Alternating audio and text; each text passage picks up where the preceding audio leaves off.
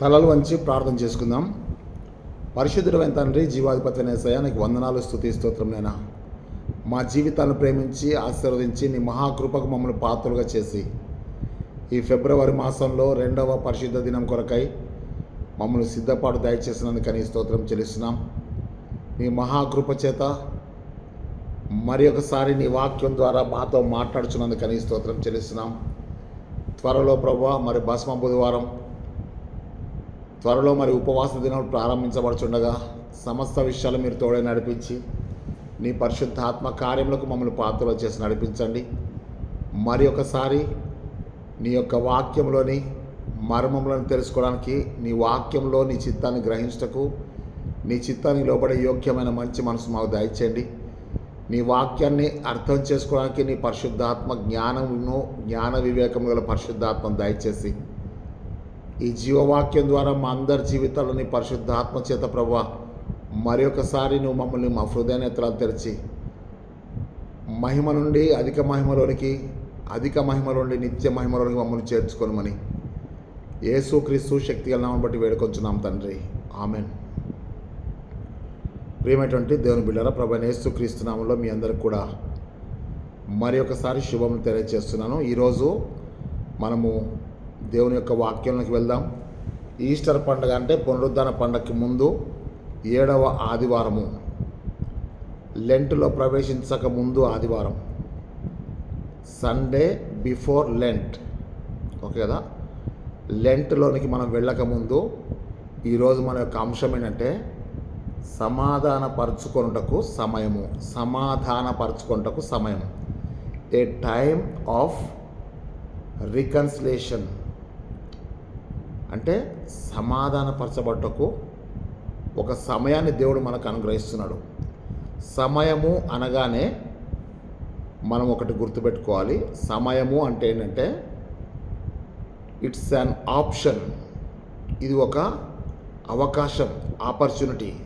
ఇది ఒక అవకాశం. ఇదిగో నీకు సమయాన్ని ఇస్తున్నా, నువ్వు జాగ్రత్త పడు అని అంటే అర్థమంటే ఆ సమయం ఏంటంటే నువ్వు జాగ్రత్త పడడానికి దేవుడు ఇచ్చిన ఒక అవకాశం. అంటే సమయము అనేది ఎప్పుడైనా కానీ టైం గివ్స్ ద ఆపర్చునిటీ, ఒక అవకాశాన్ని ఇస్తుంది. అది పశ్చాత్తాపడడానికి కావచ్చు, పాపాలు ఒప్పుకోవడానికి కావచ్చు, దేనికైనా కావచ్చు. మళ్ళీ నేను మీకు వాక్యంలో చెప్తాను.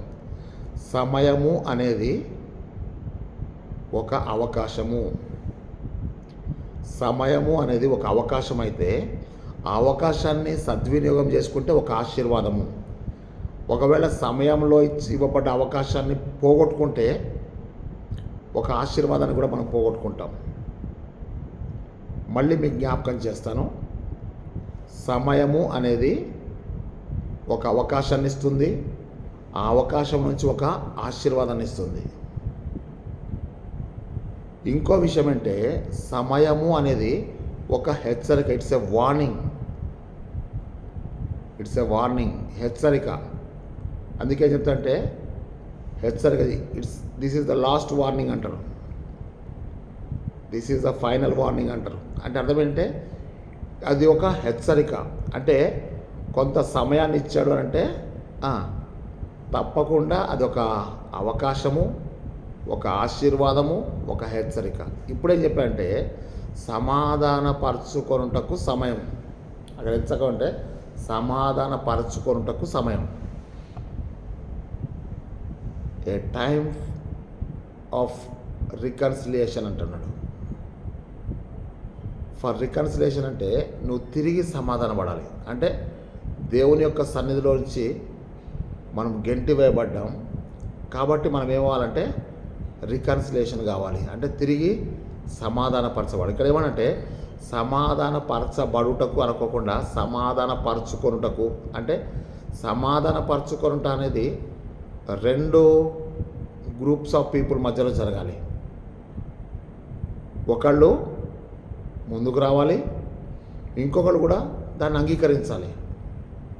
ఓకేనా? సమాధానపరచుకొనుట అనేది సింగిల్ పార్టీ నుంచి జరిగేది కాదు, ఏకపక్షంగా జరిగేది కాదు.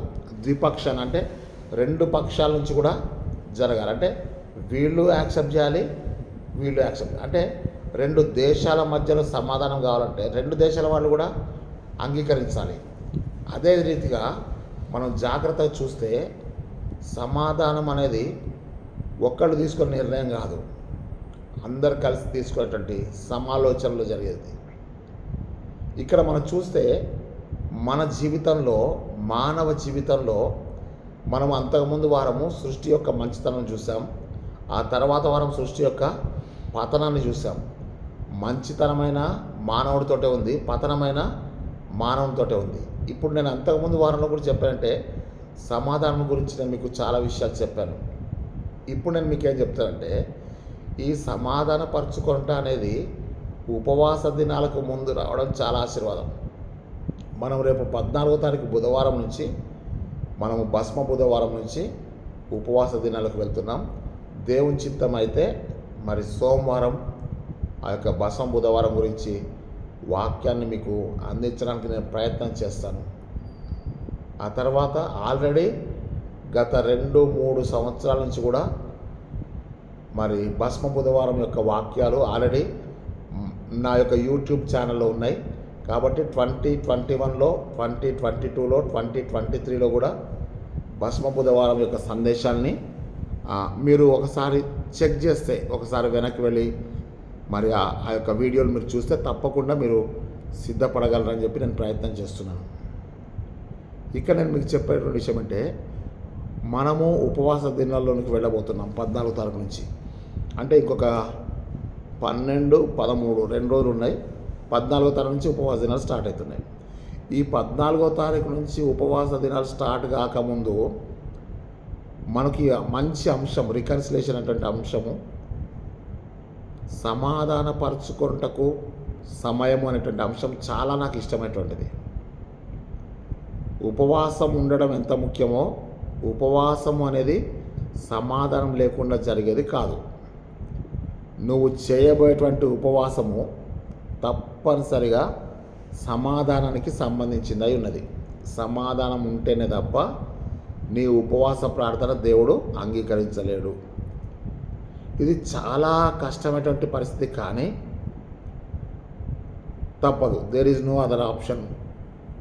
సమాధానానికి ఇంకొక పర్యాయ స్థానము, ప్రత్యుత్తరాలన్నిటి లేవు. సమాధాన పడాలి, ఇక సమాధాన పడాలి అంతవరకు తప్ప దానికి వేరే యాక్షన్, రియాక్షన్, ఆప్షన్స్ ఏం లేవు. కానీ ఈ సమాధాన పరచుకుంట అనేది దేవునితో సమాధాన పరచుకోవాలి, మనుషులతో కూడా సమాధాన పరచుకోవాలి. అంటే దేవునితో సమాధాన పరచుకోవాలన్నా, మనుషులతో సమాధాన పరచుకోవాలన్నా, ఉపవాసం ఉండడం కొరకు సమాధాన పడాల్సి వచ్చినా, ఇవన్నీ కూడా యేసుక్రీస్తు ద్వారా తప్ప ఇక మళ్ళీ ఎవరి ద్వారా కూడా జరగవు. ఎందుకంటే ఆయన సమాధానకర్త, అధిపతి అని ఆయనకు పేరు పెట్టబడుతుంది కదా. ఈ సమాధానం అనేది ఎవరికి అని అంటే ఆయనకి ఇష్టలైన మనుషులకు భూమి మీద సమాధానం. ఓకేనా? ఈ లూకా 2:14 అంటే ఇష్టలైన మనుషులకు సమాధానం అని అంటే అర్థం ఏంటంటే, ఇష్టలైన మనుషులు సమాధానం కలిగి ఉన్నట్టయితే మత్తయి సువార్త 5వ అధ్యాయం 9వ వచనంలో సమాధానపరచువారు ధన్యులు, వారు దేవుని కుమారులు అనబడతారంటే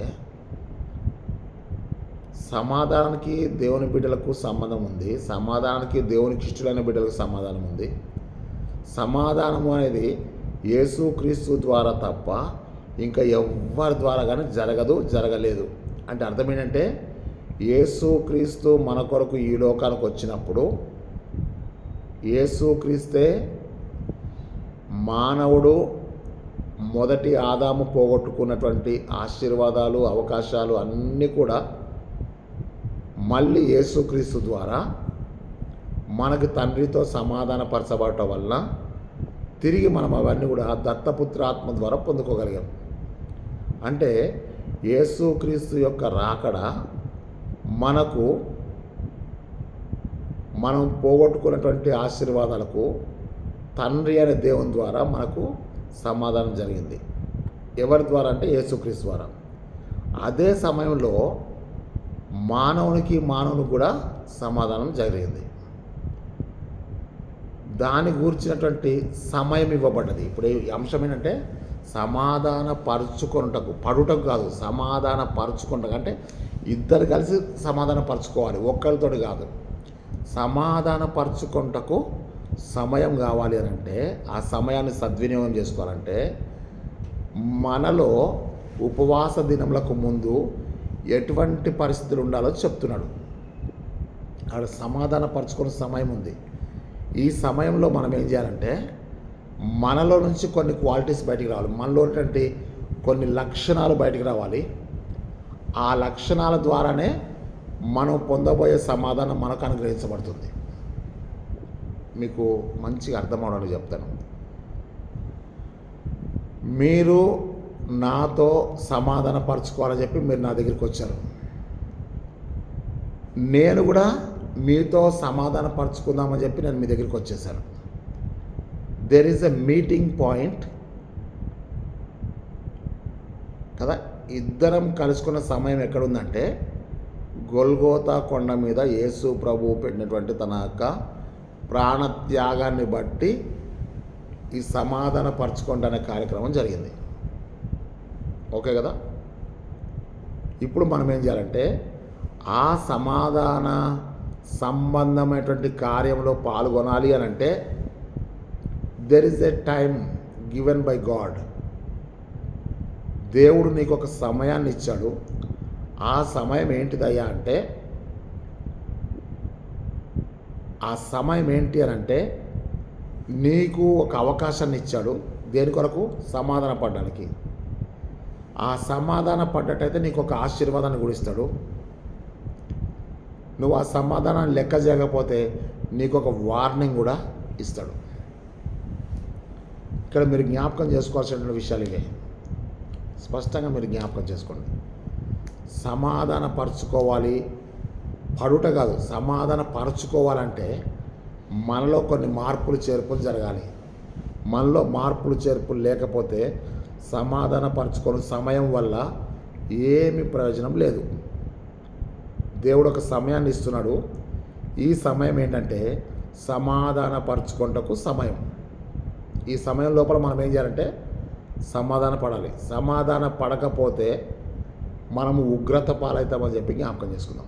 ఇప్పుడు నేను మీకు 7 పాయింట్స్ చెప్పి ముగిస్తాను. ఏంటి 7 పాయింట్స్ అంటే, ఇక్కడ బైబిల్ పాఠాలు నేను చెప్పడం మీకు మర్చిపోయాను, క్షమించండి. ఈ యొక్క టైమ్ ఫర్ రికన్సిలేషన్ అనే దానికి మొదటి బైబిల్ పాఠం ఏంటంటే ఆదికాండము 45వ అధ్యాయము 1 నుంచి 15 వచనాలు, కీర్తన గ్రంథము 85వ కీర్తన. రెండో బైబిల్ పాఠము ఎఫ్ఎస్సి పత్రిక 2వ అధ్యాయం 11 నుంచి 22 వచనాలు. ఎఫ్ఎస్సి 2వ అధ్యాయం 11 నుంచి 22 వచనాలు. యోహాను సువార్త 2వ అధ్యాయము 1 నుంచి 11 వచనాలు. ఈ బైబిల్ పాఠాలను అనుసరించి నేను మీకు 7 పాయింట్లు చెప్తాను. మీరు త్వరగా రాసుకోండి. రాసుకున్న తర్వాత మీరు డైరీ తెచ్చుకొని రాసుకున్నట్లయితే దాని యొక్క అంశాలను బట్టి మీరు కొన్ని వాక్యాలని లోతుల్లోనికి వెళ్ళి మీరు ప్రార్థనలు పెట్టి సంపూర్ణమైనటువంటి వాక్య సందేశం కొరకు సిద్ధపడండి. ఓకే కదా. ఇప్పుడు మీకు చాలా తక్కువ సమయంలో నేను ఈ వీడియో ముగించబోతున్నాను. కాకపోతే మీరు ఎక్కువ సమయాన్ని ప్రార్థనలో గడపాలి. ఓకే కదా. ఈ 7 పాయింట్స్ ఏంటి అని అంటే, ఒక వ్యక్తితో నువ్వు సమాధాన పడాలంటే, ఒక వ్యక్తితో నువ్వు సమాధాన పడాలంటే, ఒక వ్యక్తి నీతో సమాధాన పడడానికి వచ్చినట్లయితే నీ నుంచి ఆ వ్యక్తితో సమాధాన పడడానికి నీలో ఎటువంటి లక్షణాలు ఉండాలి, ఈ సమయంలో నువ్వు ఎట్లా ప్రిపేర్ అవ్వాలని నేను మీకు చెప్తాను. మొట్టమొదటిగా నేను మీకు ఏం చెప్తానంటే, ఆదికాండము 32వ అధ్యాయము 27వ వచనం మనం చూస్తే, ఆదికాండం 32వ అధ్యాయంలో యాకోబు యబ్బోకు రేవు కాడ దేవుని దూతతో పెనుగులాడుతున్నట్టుగా మనం చూసాం. అవునా? ఆ పెనుగులాటలో నువ్వు నన్ను ఆశీర్వదిస్తే కానీ నిన్ను పోనివ్వనని చెప్పేసి అని పట్టుబడితే ఆ మనుషుడు అక్కడ ఏమడుగుతాడంటే నీ పేరేంటి అని అడుగుతాడు. అడిగినప్పుడు అతడు ఏం చెప్తాడంటే యాకోబు అంటాడు. యాకోబు అనే మాటకు అర్థం ఏంటంటే మోసగాడు అని అర్థం. ఈ మోసగాడిని అని చెప్పిండంటే ఇక వాళ్ళలో మోసానికి తావు లేదు. మీరు బాగా అర్థం చేసుకోండి. ఒక దొంగ నేను దొంగతనం చేశాను అని చెప్తే ఒప్పేసుకుంటే ఆ దొంగతనాన్ని ఒప్పుకున్న తర్వాత అక్కడ ఏమీ నేరం అనేది ఉండదు. ఆ నేరము వాడు అంగీకరించాడు కనుక దాన్ని నేరంగా పరిగణించాడు. అంటే యాకోబు అనే మాటకు మోసగాడని అర్థం. నీ పేరేంటి అని అడిగితే అంత పెద్ద దేవునికి యాకోబు పేరు తెలియదా?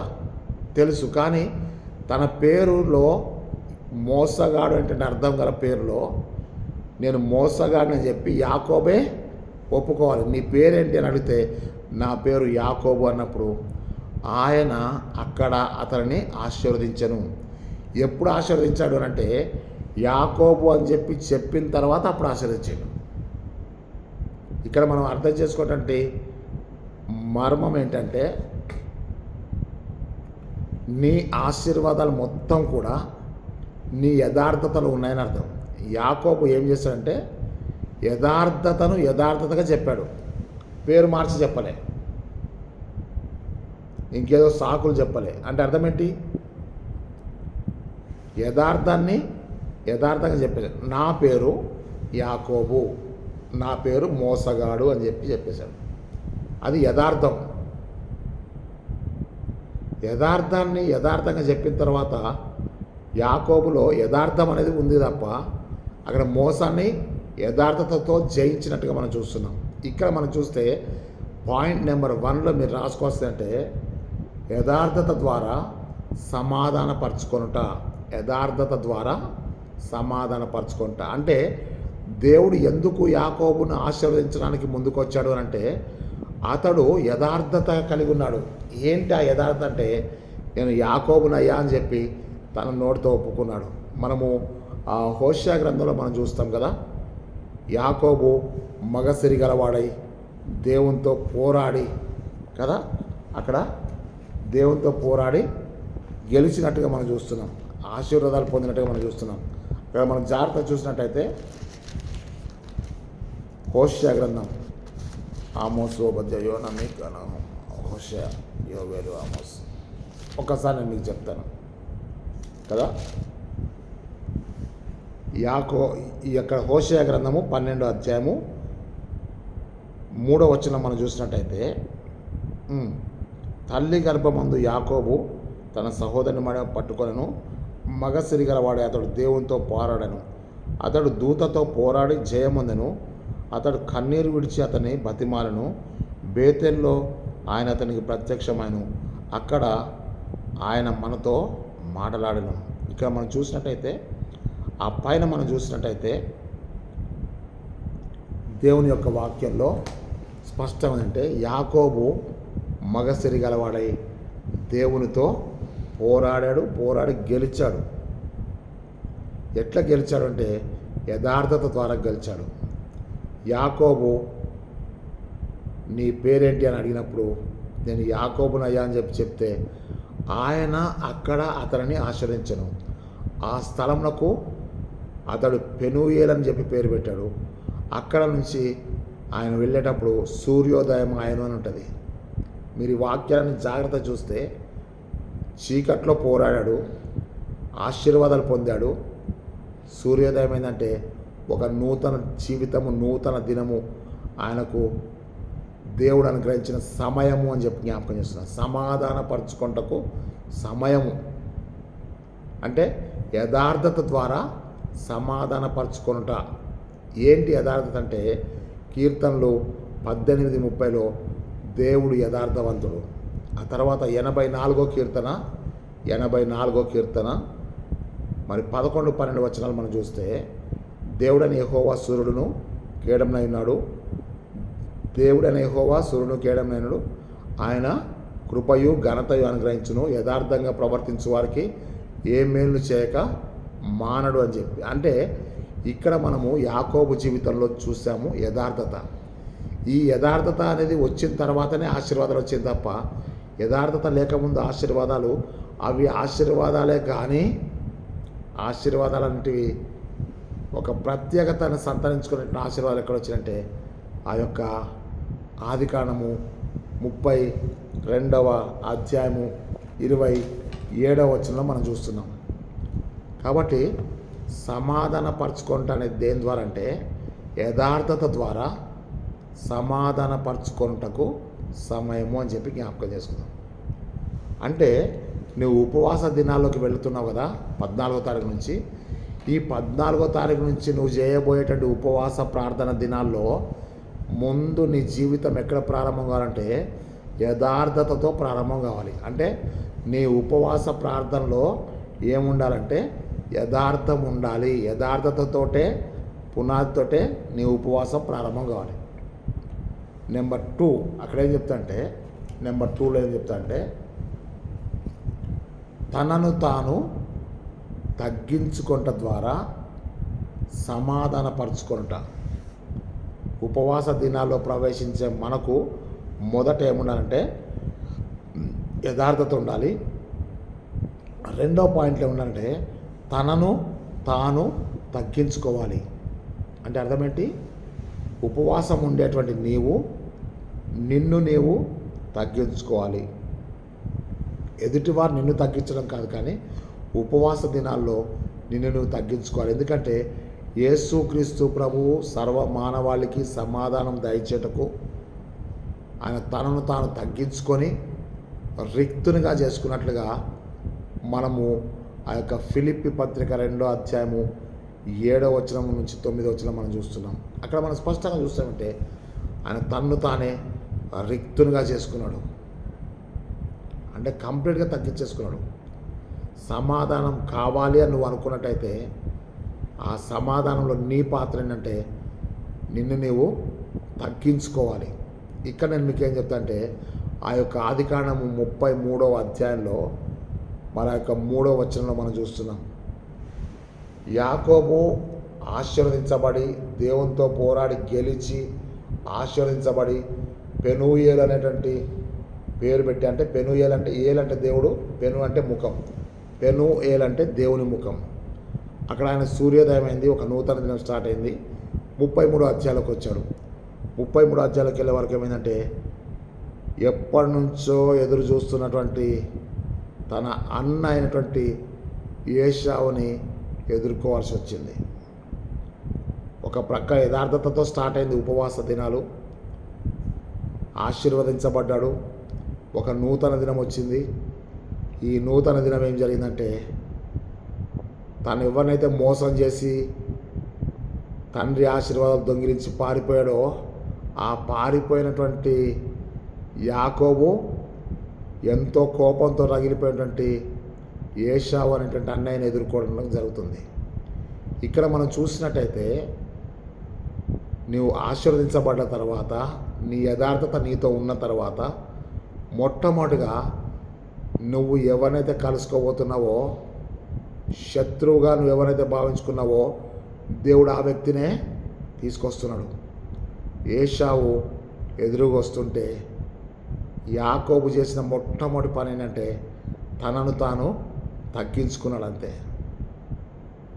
ముందు లేయా పిల్లలు పంపించాడు, రాహేల్ పిల్లలు పంపించాడు, తను కూడా వెళ్ళాడు. అక్కడ 33వ అధ్యాయం 3వ వచనంలో అతడు వారందరూ కూడా సాగిలపడ్డారు. 4వ వచనం ఎంత బాగుంటుందంటే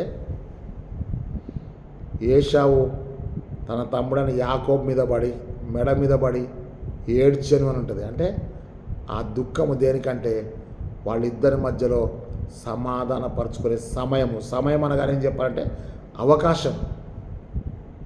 యాకోబుకి యథార్థతగా ఒప్పుకునేటువంటి ఒక అవకాశం ఇచ్చాడు. ఆయన అవకాశాన్ని ఉపయోగించుకున్నాడు, ఆశీర్వదించబడ్డాడు.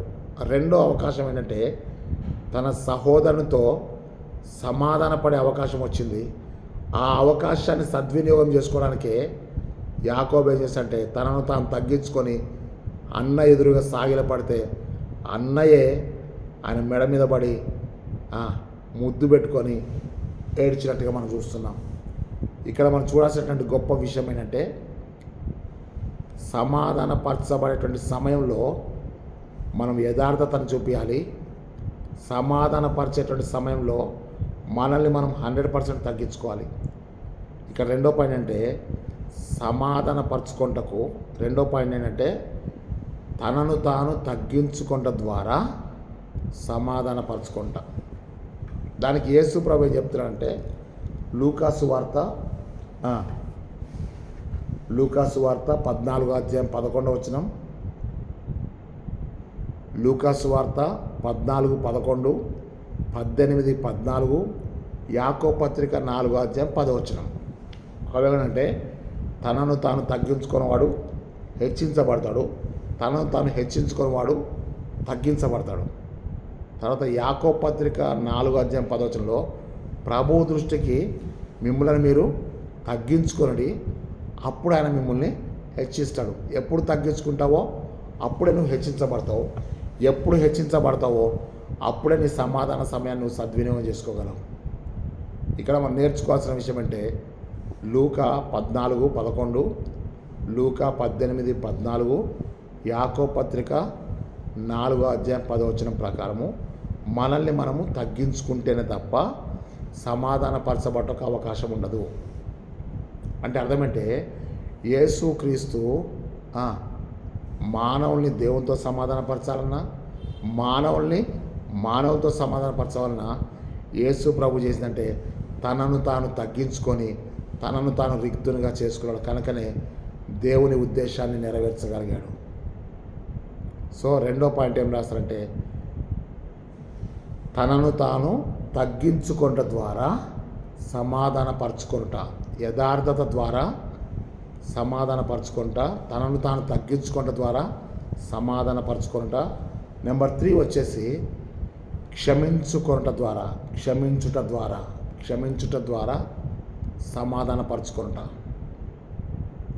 సమాధానపరచుకొనుటకు సమయం అన్నాం కదా. క్షమించుకోవడానికి ఒక అవకాశం ఇచ్చాడు, తగ్గించుకోవడానికి ఒక అవకాశాన్ని ఇచ్చాడు, యథార్థంగా ఉండడానికి ఒక అవకాశాన్ని ఇచ్చాడు. ఓకేనా? ఇప్పుడు ఏం చెప్తాంటే క్షమించుట ద్వారా సమాధానపరచుకుంటా. ఈరోజు మనము మొదటి బైబిల్ పాఠంలో చూసాం కదా, యాకోబు ఆ యొక్క ఆదికాండము 45వ అధ్యాయము 1వ వచనం నుంచి 15 వచనాల్లో యోసేపు రాజ్యాధిపతిగా ఉన్నాడు. యోసేపు అందరికంటే కూడా అత్యున్నతమైన స్థాయిలో ఉన్నాడు. అదే సమయంలో తన అన్నల్ని గుర్తుపట్టాడు. వాళ్ళందరినీ గుర్తుపట్టినాక తన దుఃఖాన్ని ఆపుకోలేక ఆ ఐగుప్తులందరినీ కూడా బయటికి పంపించేసి తలుపులేసి తన అన్నయ్యని పట్టుకొని గట్టిగా ఏడ్చేస్తున్నాడు. ఏడ్చేసి ఒక మాట చెప్పంటే మీరు నన్ను కీడు కొరకు అమ్మేశారు, కానీ దేవుడు ఆ కీడులో కూడా ఒక మేలు చేశాడు. ఏంటి ఆ మేలు అంటే 2 సంవత్సరాల కరువు అయిపోయింది, ఇంకా 5 సంవత్సరాల దేశంలో కరువు వస్తుంది. కాబట్టి మీరందరూ ఇక్కడికి ఉండండి, నాయనను కూడా తీసుకొని రండి అని చెప్పి ఎలుగెత్తి ఏడ్చి వారిని ముద్దు పెట్టుకున్నప్పుడు యోసేపు వారిని క్షమించుట ద్వారా అన్నదమ్ముల మధ్యలో సమాధానం ఏర్పరచబడ్డది. యాకోబు సాగిలపడి తనను తాను తగ్గించుకుంట ద్వారా అన్నదమ్ముల మధ్యలో సమాధానం ఏర్పడ్డది. యాకోబు యథార్థంగా ఉంట ద్వారా దేవునితో అతడు సమాధానపరచబడి ఆశీర్వాదాలు పొందినట్టుగా మనం చూస్తున్నాం. ఇక్కడ మనం స్పష్టంగా చూస్తే మనము క్షమిస్తేనే తప్ప మన పాపములు క్షమించబడవని చెప్పి యేసు ప్రభు చెప్తున్నాడు. అక్కడ మనం చూసినట్టయితే ఆ యొక్క లూకా సువార్త, మత్తయి సువార్త 6వ అధ్యాయం 14వ వచనంలో మత్తయి 6:14 ఏంటంటే మీరు మనుషుల అపరాధం క్షమించినట్లా తండ్రి కూడా మీ అపరాధములను క్షమిస్తాడు. ఓకేనా? క్షమించుడి, అప్పుడు మీరు క్షమించబడతారు. ఇయ్యండి, అప్పుడు మీకు ఇవ్వబడుతుందని చెప్తున్నాడు. ఇక్కడ వాక్యంలో స్పష్టంగా చూస్తే మీరు ఒకవేళ క్షమించకపోతే పరలోకపు తండ్రి కూడా మిమ్మల్ని క్షమించడు అని చెప్పి ఆ యొక్క మత్తయి సువార్త 6వ అధ్యాయము 15వ వచనం ఉంటుంది. 14 ఏమనంటే మీరు క్షమిస్తే తండ్రి మీ అపరాధం క్షమిస్తాడు. 14 వచనం, మీరు క్షమించకపోతే పరలోకపు తండ్రి మిమ్మల్ని క్షమించాలన్నది 15 వచనం. యోసేపు తన అన్నయ్యలను క్షమించాడు. క్షమించుట ద్వారా సమాధానపరచుకొనుట. నెంబర్ 3. నెంబర్ 4 మనం చూస్తే పాపములను ఒప్పుకొనుట ద్వారా సమాధాన స్థితిని పొందుట. సమాధాన పరచుకొనుట అంటే పాపములు ఒప్పుకోవడం ద్వారా మనం సమాధాన స్థితిని పొందుతాం. ఉపవాస దినాల్లో ఉన్న మనకు యథార్థత కావాలి. ఉపవాస దినాల్లోకి వెళ్ళే మనకు 40 రోజులు మాత్రం కాదు, జీవితకాలం అంతా కూడా తనను తాను తగ్గించుకోవాలి. ఉపవాస దినాల్లో ఉండాలనుకున్న నీకు క్షమించుట అనేటువంటిది కావాలి. నెంబర్ 4, ఉపవాస దినాల్లో వెళ్ళే నీవు నీ పాపాన్ని తప్పనిసరిగా ఒప్పుకోవాలి. 2 సమూయేలు 12వ అధ్యాయము 13వ వచనం. 2 సమూయేలు 12వ అధ్యాయము 13వ వచనం. దావీదు పాపం చేసినప్పుడు దేవుడు నాతాను ప్రవక్తను దావీదు యొద్దకు పంపించాడు. నాతాను ప్రవక్త వచ్చి ఏం చెప్పాడంటే,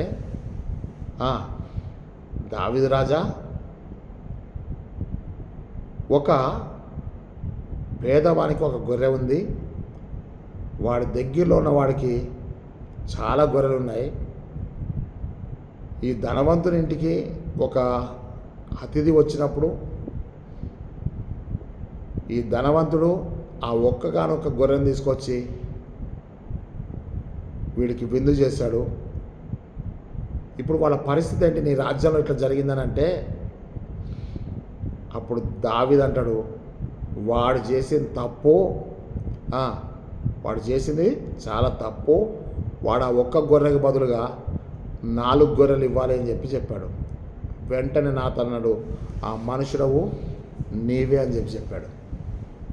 ఆ మనుషుడు నీవే. ఆ యొక్క 2 సమూయేలు 12వ అధ్యాయం 13వ వచనంలో దావీదు వెంటనే ఏం చెప్తాడు సార్, నేను పాపము చేసి తిని అన్నాడు. I made sin against God. నేను పాపం చేస్తానని చెప్పి తన పాపాన్ని తనుగానే ఒప్పుకున్నాడు. వెంటనే నాతాను ప్రవక్త అన్నాడు, నీవు చావకున్నట్లు యెహోవా నీ పాపమును పరిహరించెను. ఆ వచనం చాలా మంచి మాట. అది నీ పాపాన్ని ఒప్పుకుంటే నీవు చావకున్నట్లు దేవుడు నీ పాపమును పరిహరిస్తాడు. నేను పాపం చేసేది అన్నప్పుడు నీవు చావకున్నట్లు యెహోవా నీ పాపమును పరిహరించెను. ఈ ఉపవాస దినాల్లో నీ పాపాన్ని నువ్వు ఒప్పుకునేటట్టయితే తప్పకుండా నీ పాపములు పరిహరించబడతాయి. యెషయా గ్రంథము 43వ అధ్యాయము 25వ వచనంలో, నేనే నా చిత్తానుసారంగా నీ అతిక్రమం తుడిచివేస్తున్నాను, నీ పాపమును జ్ఞాపకం చేసుకోవాలని అంటున్నాడు. ఎప్పుడంటే నువ్వు ఒప్పుకున్నప్పుడు. సామెతలు 28:13 చెప్తాడు, అతిక్రమం దాచిపెట్టుకొని వాడు వర్ధిల్లడు, వాటిని ఒప్పుకొని విడిచిపెట్టువాడు కనికరం పొందినంటాడు. యెషయా గ్రంథం 44వ అధ్యాయం 22వ వచనం 23వ వచనం మనం చూస్తే 44-22, మంచు విడిపోనట్లుగా నీ అతిక్రమణను, మబ్బు తొలగినట్లుగా నీ పాపం నేను తుడిచివేసి ఉన్నాను, నా వైపు నాకు మళ్ళుకు అని చెప్తున్నాడు. దావీదు చేసిన ఒక్కటే పని ఏంటంటే, I made sin against my God. నేను పాపం చేసి తిని అనగానే వెంటనే రిప్లై ఇస్తున్నాడు నాతాను ప్రవక్త, నీవు చావకున్నట్లు యెహోవా నీ పాపమును పరిహరించను అని చెప్తున్నాడు. ఈరోజు దేవుడు నీతో నాతో చెప్తున్న మాట ఇదే. ఉపవాస దినాలు 40 దినాలు ఉండాలనుకున్నట్టయితే నీ పాపాన్ని నువ్వు ఒప్పుకుంటే దేవుడు తప్పకుండా నీకు క్షమిస్తాడు. యోహాను మొదటి పత్రిక 1వ అధ్యాయము 8వ వచనంలో ఏముంటుందంటే, 1 John 1st chapter verses 8లో ఏముంటుందంటే, మనం పాపం లేని వారమని చెప్పుకొనేలా మనలను మనమే మోసపుచ్చుకుందాము, మరియు మనలో సత్యం ఉండదు. మన పాపను మనం ఒప్పుకునేలా ఆయన నమ్మదగిన వాడు నీతిమంతుడు కనుక సమస్త దుర్నీతి నుండి మన పాపమును క్షమించి సమస్త దుర్నీతి నుండి మనల్ని పవిత్రులుగా చేస్తాడు. ఈరోజు దేవుడు నీకు నాకు చెప్పే ఒక మంచి మాట ఏంటంటే, నీ పాపాన్ని నువ్వు ఒప్పుకోవాలి, నీ పాపాన్ని నువ్వు విడిచిపెట్టాలి. పాపాన్ని ఒప్పుకుంటే తప్ప, ఒప్పుకున్న పాపాన్ని విడిచిపెడితేనే తప్ప సమాధానపరచుకోవటం అనేది జరగదు. కాబట్టి పాపములు ఒప్పుకొనట ద్వారా సమాధానపరచుకొనట. నువ్వు సమాధానపరచుకోవాలంటే నీ పాపాన్ని తప్పకుండా ఒప్పుకోవాలి. నువ్వు సమాధానపరచుకోవాలంటే క్షమించాలి. నువ్వు సమాధానపరచుకోవాలంటే నిన్ను నువ్వు తగ్గించుకోవాలి. నువ్వు సమాధానపరచుకోవాలంటే ముందు నీలో యథార్థత రావాలి. 4 పాయింట్స్ అయిపోయినాయి కదా. 5th పాయింట్ మనం చూస్తే, పశ్చాత్తాపపడుట ద్వారా సమాధానపరచుకొనుట.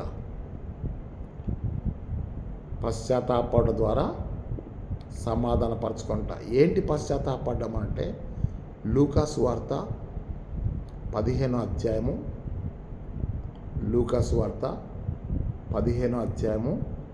21వ వచనం రాసుకోండి. ఆ యొక్క 15వ అధ్యాయంలో తప్పిపోయిన కుమారుని గురించి ఉంది. ఆ 15వ అధ్యాయంలో 17వ వచనంలో ఏముంటుందంటే, అయితే వాడు బుద్ధి వచ్చినప్పుడు, నా తండ్రి ఇంట అనేక మందికి కూలి వాళ్ళకు ఆహారం సమృద్ధిగా ఉంది, నేనైతే ఇక్కడ ఆకలికి చచ్చిపోతున్నాను, నేను లేచి నా తండ్రి వద్దకు వెళ్ళి, తండ్రి, నేను నీకును పరలోకము విరుద్ధంగా పాపం చేస్తుంది, నీ కుమారుని అనిపించుకోవడానికి నేను యోగ్యుడను కాను, నీ కూలివాడలో ఒకరిగా నన్ను చేర్చుకో అని చెప్పొదును అనుకున్నాడు. అంతే. ఎక్కడ కూర్చొని అనుకున్నాడు? ఇంకా బండ మీద కూర్చొని, పందుల దగ్గర కూర్చొని. ఈ రికన్సిలియేషన్ అనేది, పశ్చాత్తాపం అనేది ఎక్కడ కలిగిందంటే హృదయంలో కలిగింది. ప్రియ దేవుని బిడ్డలారా, సేవకులారా గమనించండి. అయితే బుద్ధి వచ్చింది. అక్కడ ఎంత మంచి రాసంటే, అయితే బుద్ధి వచ్చినామంటే ఏమైతే బుద్ధి వచ్చింది? ఏదో అయ్యింది కాబట్టి బుద్ధి వచ్చింది. లేకపోతే అది అవ్వకముందు బుద్ధి రాలే. ఏమయ్యింది అని అంటే, తెచ్చుకున్న డబ్బులన్నీ అయిపోయినాయి, నమ్ముకున్న స్నేహితులందరూ విడిచిపెట్టేశారు, ఆకలితో చస్తున్నాడు, పందులు తినే పొట్టు తిని కడుపు నింపుకోవాలనుకున్నాడు. There is no other option. అక్కడ మనం జాగ్రత్త చూసినట్టయితే దేవుని బిడ్డారా, ఒక్కటే ఆప్షన్ ఎన్నుకున్నాడు. ఏంటంటే, నేను లెగుస్తాను, నా తండ్రి వద్దకు వెళ్తాను. ఎక్కడి నుంచి లెగుస్తాను? పందులు తినే పొట్టు దగ్గర నుంచి, పందుల వాసన నుంచి, ఆ మురికి జీవితం నుంచి నేను లెగుస్తాను. లేచి డైరెక్ట్ ఎక్కడికి వెళ్తా అంటే నా తండ్రి వద్దకు వెళ్తాను. వెళ్ళి నేనేం చేస్తాను అంటే, నా తప్పులను కూడా ఒప్పుకుంటాను. తండ్రి, నేను నీకు విరోధంగా నేను పాపం చేశాను, నీ కుమారుడను అని అనిపించుకోవడానికి నేను యోగ్యుడను కాను, నీ కూలి వాళ్ళలో ఒకరిగా నన్ను చేర్చుకొని నేను పశ్చాత్తాపంతో వెళ్తానని చెప్పి కుమారుడు లేచాడు. అతడు తండ్రి వైపు పరిగెత్తుకొని నడిచి వెళ్తుంటే తండ్రి చాలా దూరం చూశాడు. చూసి పరిగెత్తుకొని వస్తున్నాడు. ప్రియ దేవుని బిడ్డ, నేను మీకు ఇంతకుముందు వీడియోలో కూడా చెప్పాను. ఏమంటే, తండ్రి ప్రేమకు సాదృశ్యంగా ఉన్నాడు, కుమారుడు పశ్చాత్తాపానికి సాదృశ్యంగా ఉన్నాడు. పశ్చాత్తాపడేటువంటి కుమారుడు పశ్చాత్తాపం నడిచి వస్తుంటే ప్రేమ పరిగెత్తుకొని వస్తుంది. తండ్రి ప్రేమకు సాదృశ్యం కదా, తండ్రి పరిగెత్తుకొని వస్తున్నాడు. అక్కడ ఇంగ్లీష్లో ఒక మాట ఉంటుందంటే, the dirty son is walking, the mighty father is running అని ఉంటుంది. చాలా మంచిగా అనిపించింది నాకు. The dirty son is walking, the mighty father is running అంటే, కుమారుడు పశ్చాత్తాపంతో ఓపిక లేక నడిచి నీరసంగా వస్తుంటే తండ్రి, ప్రేమగల తండ్రి ఆ మురికిలో నుంచి వచ్చేటువంటి కుమారుని చూసి పరిగెత్తుకొని వస్తున్నాడు. తండ్రి ప్రేమ పరిగెత్తుకొచ్చే ప్రేమ. పరిగెత్తుకొని వచ్చి ఏం చేస్తున్నాడు తెలుసా? అతని మెడ మీద పడి ముద్దు పెట్టుకున్నాడు. ఇంకా వీడి పాపాలు ఒప్పుకోలేదు. ఒప్పుకోకముందే మెడ మీద పడి ముద్దు పెట్టుకున్నాడు. నేను మీకు ఇంతకుముందు చెప్పాను కదా, ఒక మగ పిల్లోడికి షర్ట్ కాలర్ చూస్తే షర్ట్ మురికైందో లేదో చెప్పొచ్చు. షర్ట్ అంతా చూడం. అంటే మెడ మీద మురికి ఉంది. ఆ మురికి కూడా ఎక్కడి నుంచి అంటే పందుల పొట్టు దగ్గర నుంచి వచ్చింది. అక్కడ ముద్దు పెట్టుకోండి. రోమపత్రిక 5:21 పాపం ఎక్కడ విస్తరించినో కృప అక్కడ అపరిమితంగా విస్తరించనుంది. ఈరోజు దేవుడు నీకు చెప్తుంటే, నీ పాపాల విషయంలో నువ్వు పశ్చాత్తాపడి నీ తండ్రి ఇంటికి నువ్వు వస్తే తప్పకుండా నిన్ను కూలివానిగా కాదు కానీ కుమారులలో ఒకరిగానే చేర్చుకుంటాడు. నా కుమారుడు తప్పిపోయి దొరికెను, చనిపోయి మరలా బ్రతికెను. ఈరోజు దేవుడు సమాధానపరచడానికి ఒకటే అవకాశం అంటే ఉపవాస దినాల్లో పశ్చాత్తాపడడం నేర్చుకుందాం. నువ్వు ఏ స్థితి నుంచి వస్తున్నావు, ఏ స్థితి నుంచి ఎక్కడ చేరుకుంటున్నావో నీ పశ్చాత్తాపము నీ సమాధాన సమయానికి సాదృశ్యం అని చెప్పి నేను మీకు జ్ఞాపకం చేస్తున్నాను. నెక్స్ట్ మనం చూస్తున్నాం నెంబర్ 6లో ఏముందంటే అంగీకరించుట. అంగీకరించడం అంటే అర్థమంటే 2 పార్టీస్ కూడా యాక్సెప్ట్ చేయాలి. ఇద్దరు కూడా సమాధానం అనేటువంటి దాని మీద సంతకం చేయాలి. ఆ ఉభయుల మధ్య ఉన్న గోడను తీసివేశారు. మనం చదవబడిన 2వ బైబిల్ పాఠంలో ఎంత చక్కగా ఉండాలంటే 14వ వచనంలో దేవుడు మనలను ఏకము చేయుటకు మన మధ్య ఉన్న ఉభయుల మధ్య ఉన్న గోడను తీసివేసి మనల్ని ఏకము చేసి మనల్ని దేవునితో సమాధానపరిచాడు. ఇక్కడ మనం చూసినట్టయితే మనము మునుపు దూరస్థులం కానీ ఇప్పుడు యేసుక్రీస్తు రక్తం ద్వారా మనము సమీపస్థులమయ్యాము. ఇక మీదట మనము ఆయన రాజ్యమునకు వారసులము, హక్కుదారులము. అంటే దాని అర్థం ఏంటంటే మన ఉభయుల మధ్యలో ఆయన గోడను తీసేసి మనలను ఏకము చేశాను. ఆ యొక్క ఎఫ్ఎస్సి పత్రిక 2వ పాఠం మనం చదివిన 2వ బైబిల్ పాఠంలో స్పష్టంగా చెప్తుంటే మన ఇరువురిని ఏకం చేశాడు. ఉభయులను ఏకం చేసి దేవునితో సమాధాన స్థితిని పరిచాడు. ఇక్కడ మనం చూస్తే సమాధానపరచు సమయం అన్నప్పుడు ఎట్లా సమాధానపరచు అంటే దేవుడు ఉభయులను అంగీకరించేలా చేశాడు. యూదులు, అన్యజనులు ఇద్దరు పరిశుద్ధాత్మను పొందినప్పుడు దేవుని దృష్టిలో యూదుడని లేదు, గ్రీసు దేశస్థుడని లేదు, హెబ్రీయుడని లేదు, మాదీయుడని లేదు, కల్దీయుడని లేదు. అంటే అర్థం ఏంటంటే దేవుడు నిన్ను సమాధానపరచాలనుకున్నప్పుడు నీవు కూడా అంగీకరించాలి. అంటే పరిశుద్ధాత్మను పొందిన అన్యజనులు, పరిశుద్ధాత్మను పొందిన యూదులు ఒకరికొకరు అంగీకరించుకున్నారు కాబట్టి సమాధానపరచబడ్డారు. అంటే అర్థమేంటే అంగీకారం ద్వారా సమాధానపరచుకొనుట, పశ్చాత్తాపపడత ద్వారా సమాధానపరచుకొనుట, పాపమును ఒప్పుకొనుట ద్వారా సమాధానపరచుకొనుట, క్షమించుట ద్వారా సమాధానపరచుకొనుట, తనను తాను తగ్గించుకొనుట ద్వారా సమాధానపరచుకొనుట, యథార్థతగా ఉండట ద్వారా సమాధానపరచుకొనుట, ద్వారా నేను ప్రొటెక్ట్. ద లాస్ట్ వన్ ఏంటంటే యేసయ్య చెప్తున్నాడు ఏమనంటే ఆ యొక్క సువార్త పాఠంలో కానా వివాహంలో ఆయన ఏం చెప్తున్నాడంటే యోహాను సువార్త 2వ అధ్యాయం 3వ వచనంలో చెప్తాడంటే, అమ్మా నా సమయం ఇంకను రాలేదు అంటాడు. నా సమయం ఇంకను రాలేదంటాడు. The time belongs to God, the time under the control of God. దేవుడు కాలములను సమయములను తన స్వాధీనంలో ఉంచుకున్నాడని చెప్పి అపోస్తల కార్యములు 1వ అధ్యాయము 5వ వచనం చెప్తున్నాడు. ఇక్కడ మనం జాగ్రత్త చూసినట్టయితే దేవుని బిడ్డలారా, కాలములు సమయములు దేవుని యొక్క స్వాధీనంలో ఉన్నాయి. యేసయ్య చెప్తుంటే, అమ్మ నా సమయం ఇంకా రాలేదు అన్నంటే అర్థమేంటంటే, నీవు కొంచెము you have to be wait. కనిపెట్టుట ద్వారా సమాధానమును పొందుట, లేకపోతే కనిపెట్టుట ద్వారా సమాధానపరచుకుంట.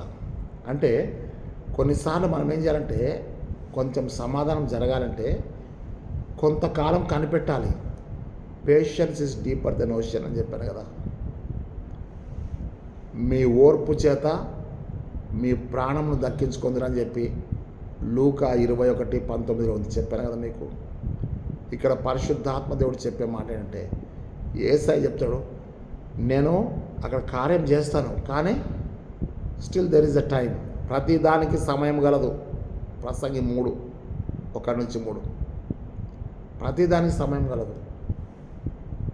ఏంటి ఆ సమయం అంటే, అమ్మ నా సమయం ఇంకా రాలేదు. జాగ్రత్త మనం చూస్తే యేసయ్య సమయం ఇంకా రాలేదు అని చెప్పాడంటే అర్థమంటే, you have to be wait. నువ్వు తప్పనిసరిగా ఏం చేయాలి? కనిపెట్టుకొని ఉండాలి. మీరు లూకా సువార్త 12వ అధ్యాయంలో 38వ వచనం మనం చూస్తే, 36, 37, 38 వచనం మనం చూస్తే, మీ నడుములు కట్టుకొని ఉండండి, మీ దీపాలు వెలుగుచున్నని ఏడి. పెళ్లి కుమారుడు ఎప్పుడు వస్తాడో తెలియదు కనుక ఆయన కొరకు మెలకువగా ఉండి ఎదురు చూడండి. కనిపెట్టుట అంటే అర్థమంటే ఎదురు చూచుట. నీ జీవితంలో సమాధానం కావాలి అంటే నువ్వు తప్పకుండా కనిపెట్టాలి. నువ్వు తప్పనిసరిగా ఎదురు చూడాలి. దేని కొరకంటే సరి అయిన సమయం కొరకు ఎదురు చూడాలి. దేవుని కార్యం నీలో జరగాలంటే తప్పనిసరిగా నువ్వు సమయం కొరకు కనిపెట్టుకొని ఉండాలి. కనిపెట్టు వాడవి ఉండాలి. బుద్ధిగల కన్యకలు, బుద్ధి లేని కన్యకలు ప్రభువురా అక్కడ కొరకు కనిపెడుతున్నారు, కానీ వారి జీవితంలో నూనె లేనందువల్ల విడవబడ్డట్టుగా మనం చూస్తున్నాం. ఇక్కడ మనం చూసినట్టయితే నువ్వు కనిపెట్టుకొని ఉండాలంటే ఆ యొక్క లూకా సువార్త 12:36 వచనం చెప్తాడు, మీ నడుములు కట్టుకొని ఉండండి, మీ దీపములు వెలుగుచున్నయండి. ఇదిగో ప్రభువు రాకడ కొరకు కనిపెట్టుకునేటువంటి ఆ యొక్క ఎదురు చూసేటువంటి మనుషుల వలె ఉండండి అంటాడు. ఈరోజు దేవుడు నీకు నాకు చెప్పే మాట అంటే, నువ్వు సమాధానపరచుకుంటూ సమయాన్ని కావాలనుకున్నట్టయితే నీకు 7 విషయాలు చెప్పాను. మొట్టమొదటిగా ద ఫౌండేషన్ ఏంటంటే యథార్థతతో నీ ఉపవాసాన్ని ప్రారంభించు. లెంట్ డేస్లో తనను తాను తగ్గించుకుంటే 100% తగ్గించేసుకోవాలి. తర్వాత క్షమించడం అంటే 100% క్షమించాలి. పాపాలు ఒప్పుకోవాలంటే ఒప్పుకోవాలి, విడిచిపెట్టాలి. ఆ తర్వాత ఏం చేయాలంటే పశ్చాత్తాపడి తండ్రి ఇంటికి చేరుకోవాలి. ఒకరికొకరము పరిశుద్ధ ఆత్మతో నింపబడ్డప్పుడు ఒకరికొకరం అంగీకరించుకోవాలి. చివరిగా దేవుని రాకడ కొరకు, దేవుని సమయం కొరకు, దేవుని కార్యాల కొరకు మనం ఓపికతో కనిపెట్టాలి. ఆ ఓపిక దేవుడు మనకు అనుగ్రహించును గాక. తలలు వంచి ప్రార్థన చేసుకుందాం. పరిశుద్ధులైన తండ్రి, జీవాధిపతివైన యేసయ్య స్తోత్రములైనా ఈ ప్రార్థన సమయంలో నీవు మా ఎదుట వచ్చినటువంటి 7 అంశాలను బట్టి నీకు వందనాలు చెల్లిస్తున్నాం. మా వ్యక్తిగత జీవితంలో యథార్థతను, మమ్మల్ని మేము తగ్గించుకొంటకు, క్షమించుకొంటకు, పాపాలు ఒప్పుకొంటకు, పశ్చాత్తాపడటకు, అంగీకరించుటకు, నీ రాకడ సమయం కొరకు కనిపెట్టుకొని ఎదురు చూట కృప చూపించమని సేవకులను, విశ్వాసులను, సహోదరులను సంపూర్ణంగా ఉపవాస దినాల కొరకు సిద్ధపడతా ఇచ్చామని, ఎవరితోనూ కాంప్రమైజ్ కాక యథార్థంగా ఉంట కృప చూపించమని, నీ పరిశుద్ధ ఆత్మ ముద్రలు మా పైన వేయమని యేసుక్రీస్తు శక్తిగల నామమును బట్టి వేడుకొంచున్నాం తండ్రి, ఆమెన్. మన ప్రియ ప్రభు యేసుక్రీస్తు కృపయు, తండ్రి అయిన దేవుని ప్రేమయు, పరిశుద్ధాత్మ యొక్క సహవాసము, సకల దీవెనలు మనందరికీ తోడై తన నిత్య మహిమలో చేర్చుకొనుగాక. Amen, amen, amen. దేవుని నామమునకు మహిమ కలుగుగాక.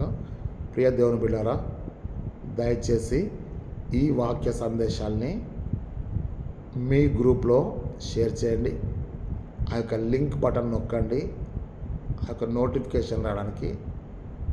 తర్వాత మీరు సబ్స్క్రైబ్ చేయండి. చేసేమేంటంటే డైరెక్ట్ ఇక్కడ టెలికాస్ట్ చేసిన వెంటనే, అప్లోడ్ చేసిన వెంటనే మీకు వస్తుంది కనుక 9555383116 అనే నెంబర్కి మీరు ఫోన్ చేసి మీకు ఎటువంటి బైబుల్ ప్రశ్నలు కానీ ప్రార్థన అవసరతలు ఉన్నా తప్పనిసరిగా తెలియజేయవలసిందిగా, మీ తోటి సేవకునిగా నా కొరకు ప్రార్థన చేయవలసిందిగా మిమ్మల్ని ప్రేమతో మనవి చేస్తున్నాను. లెంట్ డేస్ వస్తున్నాయి కనుక మాంసం తినాలా వద్దా, తింటేమైతే తినాలి, ఇవి అంశాలు కాదు ప్రియులారా. నీ మోకాళ్ళ మీద నువ్వు నలగొట్టబడుతున్నప్పుడు ఈ తినాలా వద్దా, తింటేదైతే పూలు పెట్టుకోవాలా వద్దా, కొత్త చీర కట్టుకోవాలా వద్దా, ఇంటికి పునాది వేయాలా వద్దా, నిశ్చితార్థం పెట్టుకోవాలా వద్దా, ఇవి కాదు ప్రియులారా. ఇవన్నీ టోటల్గా పక్కన పడేసి యథార్థంగా దేవుని సన్నిధిలో ప్రార్థన చేసుకుందాం.